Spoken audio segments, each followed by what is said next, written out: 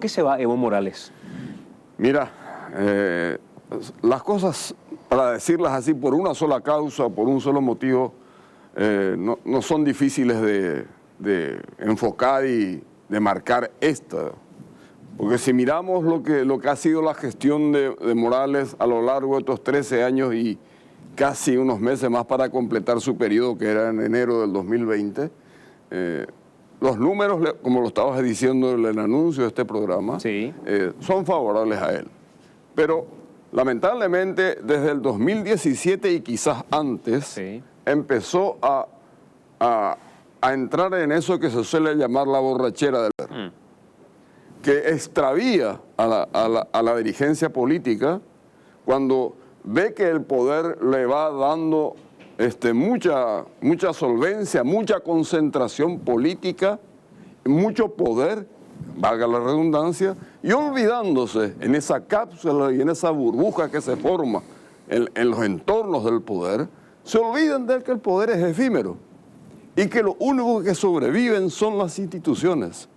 Y cuando uno pierde esa noción de contacto con la realidad, vamos a decir, la cercanía del poder te enloquece, te seduce y te enajena realmente de las condiciones cuando has sido un mandatario realmente exitoso, porque los números los favorecen. Si vamos a ver después el otro extremo, más abajo en Chile, vamos a ver que también los extremos de los gobiernos chilenos les favorecen, pero desoyeron las voces que están ahí abajo, el de la distribución de la riqueza. Bueno, él tuvo el problema fundamental de seguir probablemente aquellos extremos de la política.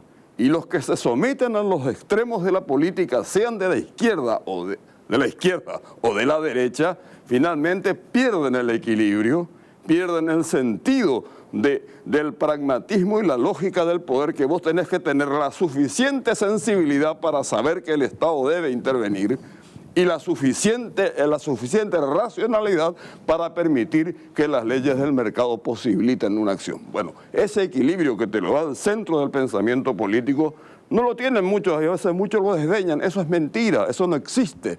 Es blanco o negro. No, en la realidad no es blanco o negro. Y en tu caso, doctor, ¿por qué crees que se va Evo Morales? ¿Cuál es la razón por la que él termina renunciando a la presidencia? Primero, el pueblo le dijo que no en el referéndum y no respetó la decisión del pueblo. Para mí esto tiene una lógica consecuencia de esa razón.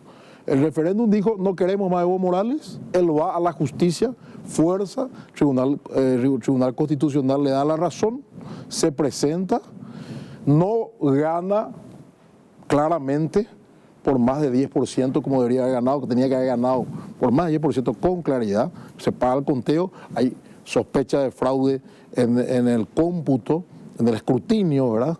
Entonces, primero violó la ley. Y al violar la ley, le dice al pueblo no. Entonces, esta ebullición social boliviana, hoy me escribían, me decían, ¿cómo querríamos en Paraguay una oposición como la de Bolivia? Decían, ¿verdad? Pero se preparó el clima, ¿verdad? Al violarse el mandato popular, inmediatamente Evo se consideró el enemigo del pueblo. Y aunque tenía cierto respaldo popular, eso se tradujo en la urna, porque contra Mesa tuvo ese 10,10% que él se adjudica, pero ¿y los demás? Sumados todos.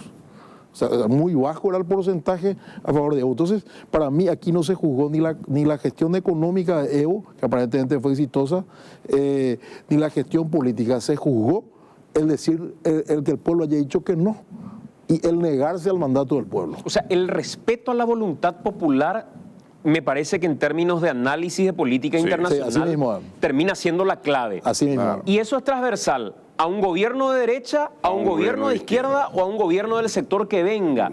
Y me parece que algunos tenemos mucho que aprender respecto a eso. Pero quiero repasar estos números que creo que son fundamentales, porque cuando decía también, Mario, separar la gestión de la intención de eternizarse en el poder, creo que eso es fundamental y lo vengo diciendo desde el inicio de esta cobertura de NPI. Algunos números nomás. 2006, cuando llegaba Evo al poder. Analfabetismo, 13%. 2018, que es el último análisis que se tiene, 2.4%. Desocupación, 9.2% en el 2006, 4.1% en el 2018. Pobreza moderada, 60.6% en el 2006, 34.6%. Brutal diferencia en el 2018. Pobreza extrema, 38.2% en el 2006, 15.2% en el 2018. Si miramos las finanzas, los números en términos económicos, un Producto Interno Bruto que cuando llegó ascendía a 9.000 millones de dólares. Hoy el Producto Interno Bruto es de más de 40.000 millones de dólares. Miremos los números con respecto a cuál era el salario mínimo en aquel entonces. 60 dólares, que saltan a la fecha a 310 dólares. O sea, claramente el análisis de socialmente cómo le fue a Evo Morales es uno, y otro es el análisis respecto a eso que definías como la borrachera del poder. Sí, porque, además agrego otra cosa, Santiago. Si miramos lo que pasó antes en términos políticos, ya no hablemos de los números macroeconómicos o de distribución, sino lo que pasó políticamente antes de Evo. Sucesión de gobiernos que fracasaban uno tras otro, duraban 2 años, 3 años, renunciaban, los golpeaban. O sea, la inestabilidad política de una élite que construía poder en Bolivia, porque eso hay que reconocerlo. Había una élite que se manejaba en los círculos de La Paz y de algunas grandes ciudades bolivianas, manejaba realmente las estructuras, hasta que los actores, vamos a decir, sociales pedían un ascenso y un crecimiento, y encontraron un liderazgo natural, indígena, que es Evo Morales, pero que tenía detrás unos cuantos también intelectuales que le aportaban esa sabiduría para poder ejercer el poder en términos de una gestión que pudiera ser exitosa. Lo consiguió, pero lamentablemente retrocede políticamente a sus antecesores que no se sostuvieron en el poder. Él creía que tenía que mantener el modelo político a través de él. Y bueno, y ese es el error permanente, la lección que nunca se aprende, que lo que salva, repito y reitero, yo tengo una letanía en esta cosa, que lo único que salva a las democracias es el respeto irrestricto a las instituciones republicanas, el respeto irrestricto al Estado de Derecho, al ordenamiento, al orden constitucional. Y cuando se desbordan estas cosas, nos ha pasado a nosotros. Y no es que no hemos tenido reacciones ciudadanas, las tuvimos en el marzo paraguayo, las tuvimos antes del marzo paraguayo, las tuvimos después de estos 30 años.